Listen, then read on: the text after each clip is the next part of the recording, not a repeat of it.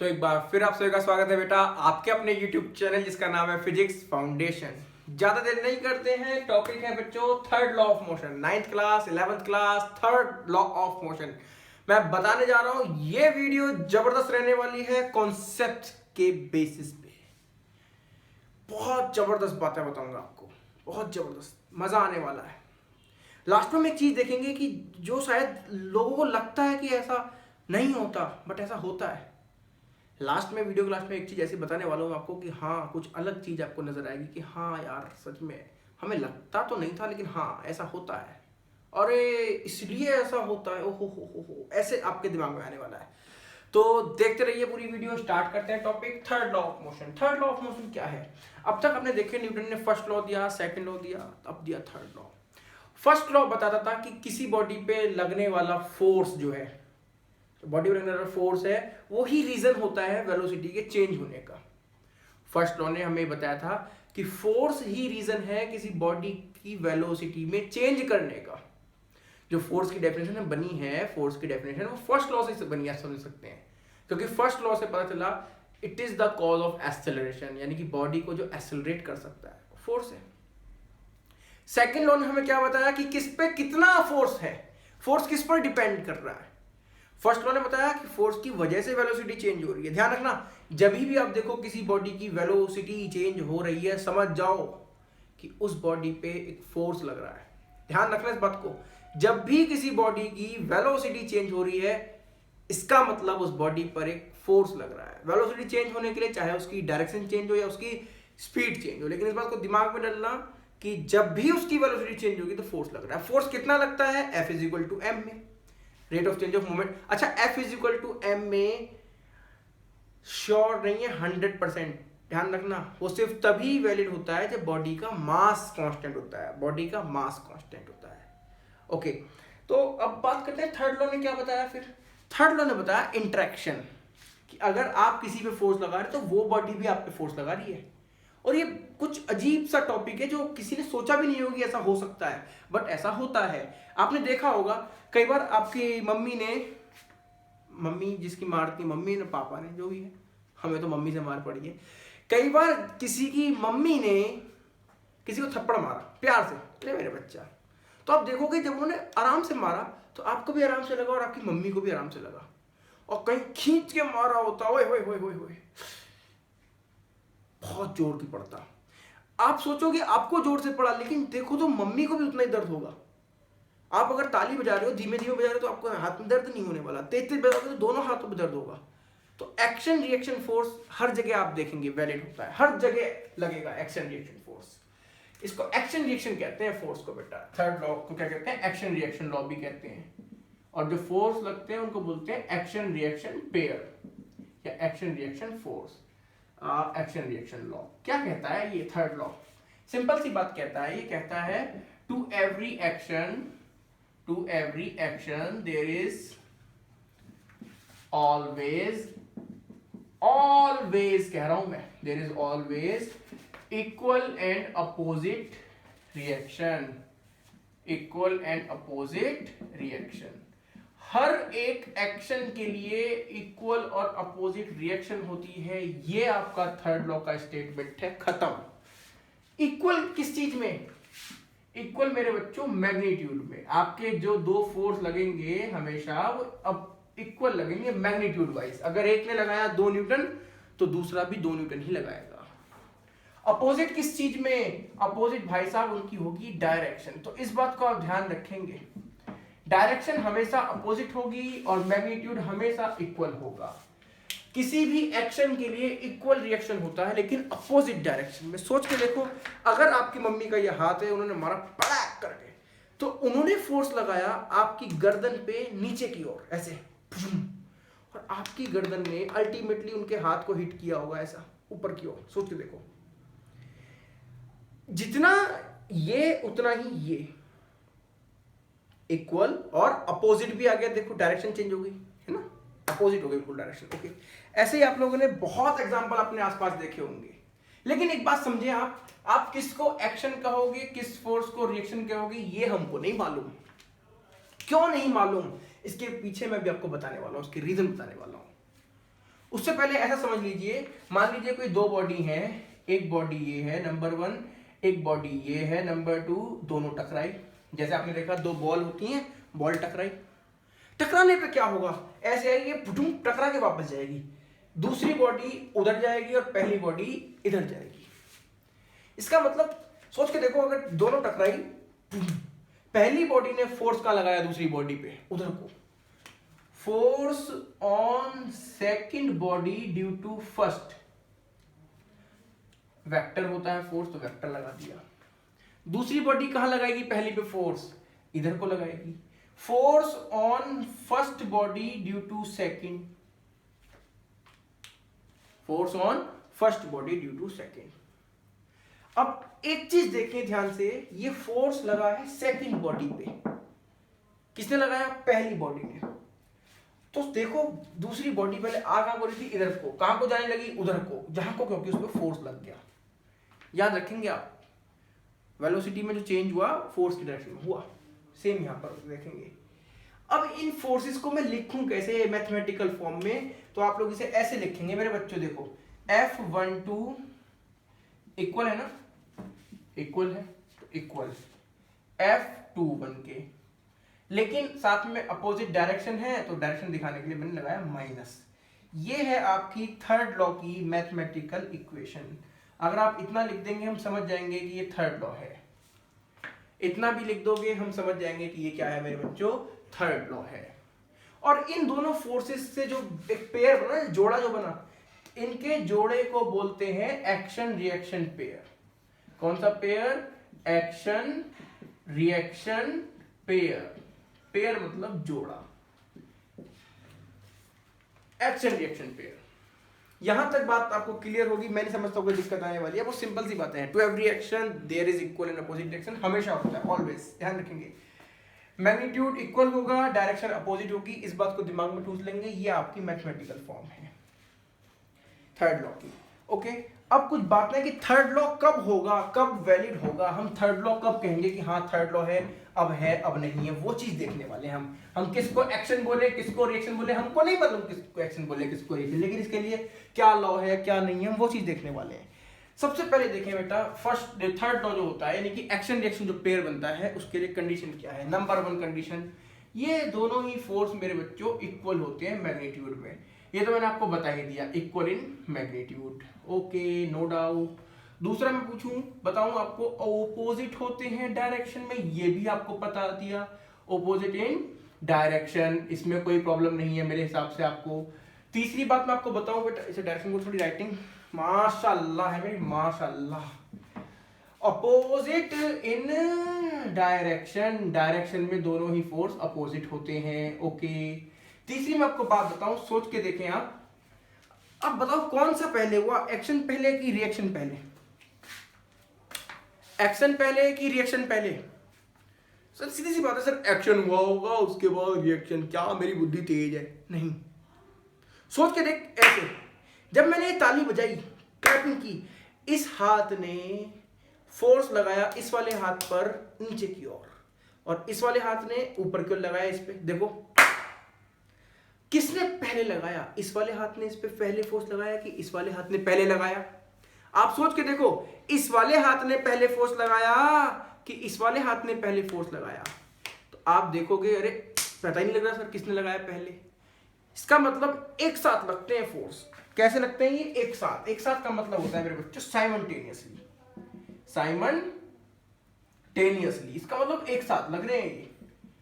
इसका मतलब क्या है मेरे बच्चों, ये दोनों फोर्स लग रहे हैं बच्चों एक साथ, ना कोई पहले ना कोई बाद में, सब एक साथ। इसका मतलब किसको एक्शन बोलोगे, किसको रिएक्शन, आपकी मर्जी। आपने अगर इसको एक्शन बोला तो ये वाला रिएक्शन, अगर आपने इसको एक्शन बोला तो ये वाला रिएक्शन। एक्शन रिएक्शन कहना आपके ऊपर, आप किसको एक्शन बोलते हो और किसको रिएक्शन बोलते हो। और एक चौथी इंपॉर्टेंट बात जो है, ये मेरा बच्चों दोनों ही लगते हैं डिफरेंट बॉडी पर। दोनों किस पे लगते हैं, डिफरेंट बॉडी पर। और सोच के भी देखो, अगर सेम बॉडी पे लगते हैं दोनों फोर्स, अगर दोनों फोर्स किस पे लगते हैं, सोच के देख, सेम बॉडी पे लगते हैं, इधर भी F लगा इधर भी F लगा, कुल मिला के नेट फोर्स कितना हो गया, 0। इससे तो कोई काम होने वाला नहीं था। इससे कभी भी कोई काम होने वाला नहीं है। इसलिए ध्यान रखिए दोनों फोर्स किस पर लगने वाले हैं, डिफरेंट बॉडी पर। किस पर लगने वाले हैं दोनों फोर्स, ये डिफरेंट बॉडी पर लगने वाले हैं। इस बात को ध्यान रखेंगे आप बेटा। अब कुछ बातें बताता हूं आपको, बड़े आप एग्जांपल समझेंगे कि कौन सा है कौन सा नहीं है, कौन सा है पेयर कौन सा नहीं है, वो देखने वाले हैं। चारों कंडीशन सेटिस्फाइड होनी चाहिए, चारों सेटिस्फाइड होनी चाहिए, चारों कह रहा हूं मैं। देखें किस हिसाब से, ओ हो क्या मानू क्या मानू क्या मानू क्या मानू क्या मानू, मान ले। इधर देखो, आपने देखा होगा कई बार आप लोग नाव वगैरह से जब उतरते हैं लोग, जैसे ये उतर रहा है व्यक्ति, इधर जमीन पे आ रहा है अभी ये, जब ये नाव से उतरा, इसने नाव पे पीछे की ओर फोर्स लगाया। जब नाव से उतरा ऐसे, ये देखो जब भी ये उतरा होगा नाव से, ऐसे लगा ना, यूं यूं ऐसे पीछे की ओर फोर्स लगाया नाव ने इस पे, नाव पे लगाया इस व्यक्ति ने, तो नाव ने इस पे कहां लगाया, आगे की ओर। अब देखो ध्यान से, अगर आप देखेंगे अगर आप आराम से उतरोगे तो नाव आराम से पीछे जाती है, आप तेज उतरोगे तो नाव ज्यादा तेज पीछे जाती है। इसका मतलब मैग्नीट्यूड इक्वल रहे होंगे। ओके, डायरेक्शन अपोजिट है, हाँ बिल्कुल ठीक है। दोनों एक साथ काम होते हैं, बिल्कुल एक साथ होते हैं। जैसे ही आप उतरते हो तभी नाव पीछे जाती है। ऐसा नहीं कि आप उतर गए 4-5 घंटे बाद नाव गई पीछे, देखो जा रही है ना, तुरंत at the instant. Different body पे लग रहे हैं, हाँ देखो आपने लगाया नाव पे और नाव ने लगाया आप पे, ये पहली बॉडी दूसरी बॉडी, तो डिफरेंट बॉडी पर लग गए, इक्वल लग गए मैग्नीट्यूड में, अपोजिट डायरेक्शन है, साइमल्टेनियसली है, तो इसका मतलब ये एक्शन रिएक्शन पेयर बनाते हैं। आंसर है हाँ ठीक है, ये एक्शन रिएक्शन पेयर का एक एग्जांपल है। ऐसे ही इसका दूसरा एग्जांपल क्या हो सकता है, आपने देखा होगा बेटा कई बार बैलून आप फुला रहे हैं, फुलाते फुलाते वो छूट गया हाथ से, और छूट गया तो भागता है कहीं भी। आप देखेंगे हवा, जो इसकी हवा है, हवा क्या है, हवा वो निकली पीछे की ओर, बैलून गया आपका आगे की ओर। सोच के देखो क्या हुआ है। बैलून की जो इलास्टिक है ना, इलास्टिक सोच के देखो, जो बैलून होता है उसमें इलास्टिक होती है, सिर्फ फूल गई। इलास्टिक की प्रॉपर्टी है कि वो सिकुड़ना चाहती है अपने साइज में, तो अपने जब साइज में आएगी ऐसे दबेगी, वही जब दबेगी तो वो एयर को दबाएगी। तो इसका मतलब आपके गुब्बारे ने एयर पे पीछे की ओर फोर्स लगाया, तो एयर ने उतना ही फोर्स आगे की ओर लगाया।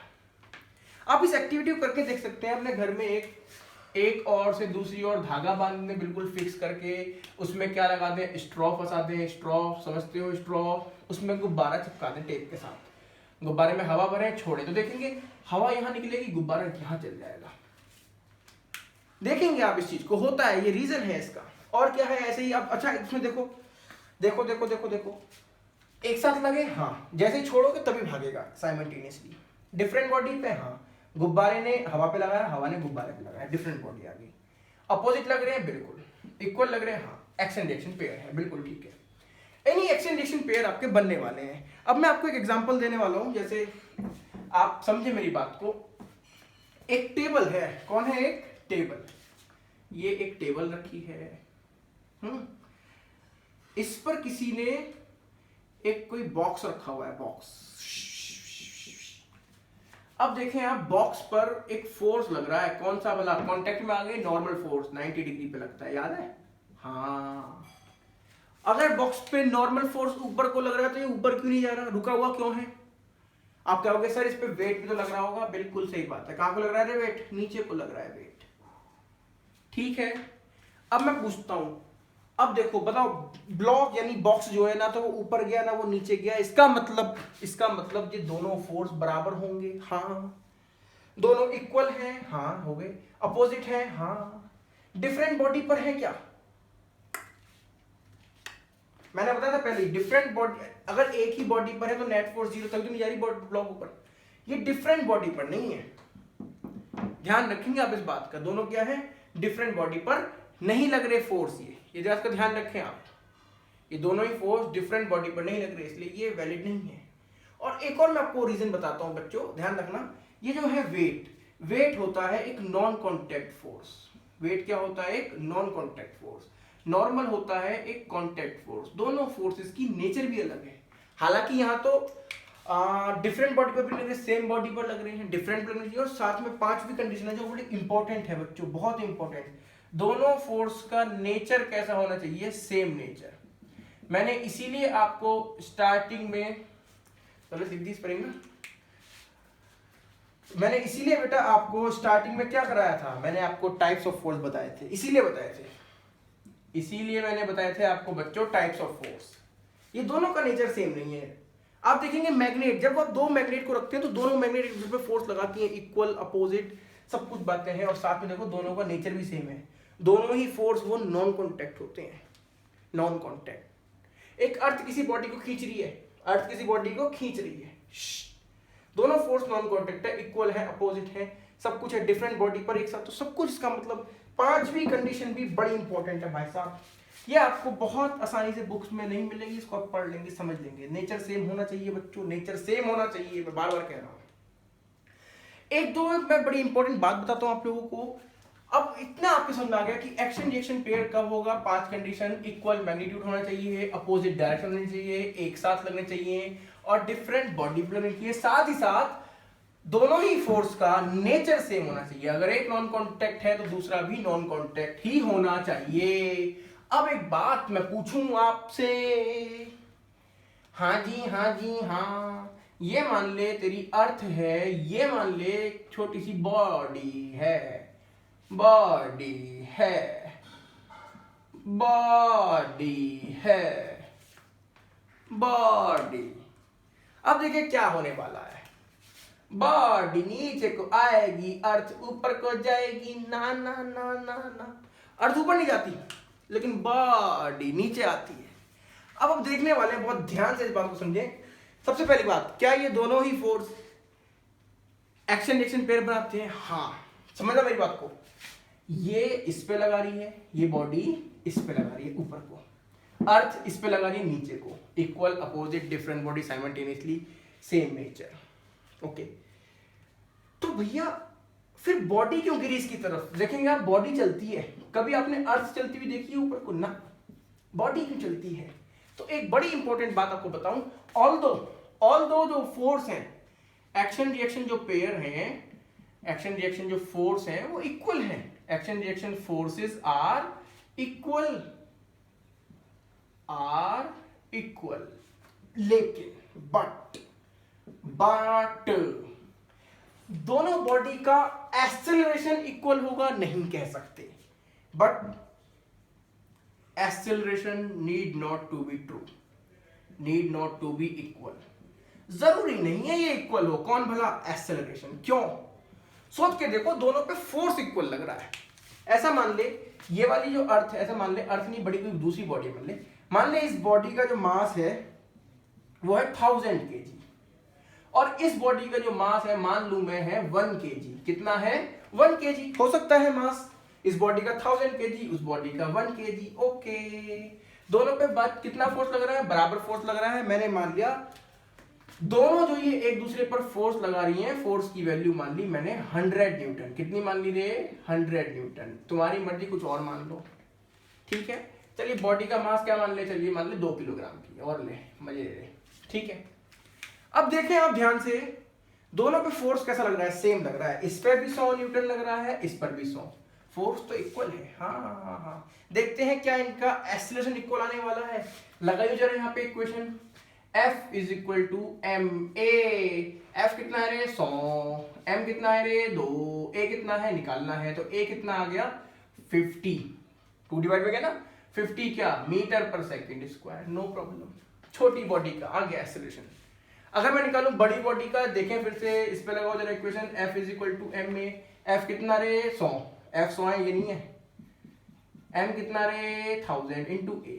A निकालना है, 100/1000 हो जाएगा, यानी कि 1/10 होगा। 1/10 का मतलब क्या आया?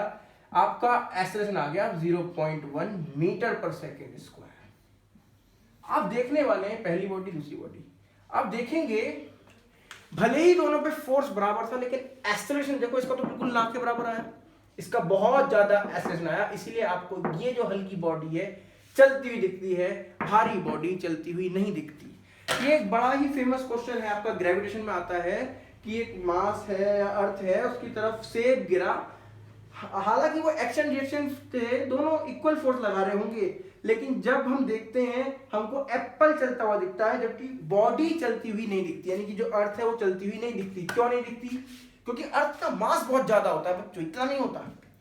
अर्थ का मास होता है 6, उसके बाद लगाओ 24 जीरो, ओए होए होए होए 24 जीरो, 24 कह रहा हूं, ओके। खैर एक्सेलरेशन कम आ गया, इसके ज्यादा आ गया। ध्यान रखना जब दो बॉडी हो उन पे बराबर फोर्स लग रहा हो, हल्की बॉडी बहुत तेज भागती है, ध्यान रखेंगे इस बात को।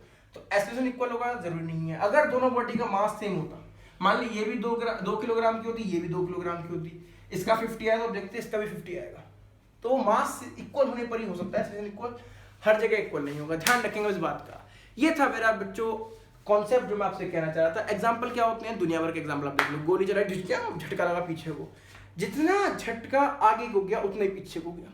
रिकॉइल हुई गन। आपने मैंने बताया चलते समय, हम चलते समय बेटा चलने में भी हमारे एक्शन रिएक्शन लगता है। जैसे कोई आदमी देखें आप यहाँ पे चल रहा है, ये चलते समय ये क्या ऐसे प्रेस ऐसे बन गई, जब चलता है आदमी ऐसे, वो अर्थ को पीछे धकेल रहा है, अर्थ पे पीछे फोर्स लगा रहा है, और अर्थ उतना ही फोर्स उस पे आगे लगाती है। जितना फोर्स ये पीछे की ओर लगा रहा है अर्थ पे, उतना ही फोर्स अर्थ इस पे लगाती है आगे की ओर, आदमी चल जाता है। हालांकि बिल्कुल सीधा नहीं लगता, जब भागता है ना तो ऐसे लगता है आपका जो फोर्स लगाता है अर्थ पे पीछे की ओर भागते समय, अर्थ लगाती है यहाँ को, इसका एक टुकड़ा यहाँ बनता है, एक टुकड़ा यहाँ बनता है, ये टुकड़े को हम नॉर्मल बोल देते हैं, इस टुकड़े को हम बोलेंगे चलने वाला फोर्स हो गया, फॉरवर्ड डायरेक्शन। ये सब चीजें आप लोग याद ना भी रखें, लेकिन इतना याद रखें अर्थ पे पीछे लगा, इसने आगे चल गया।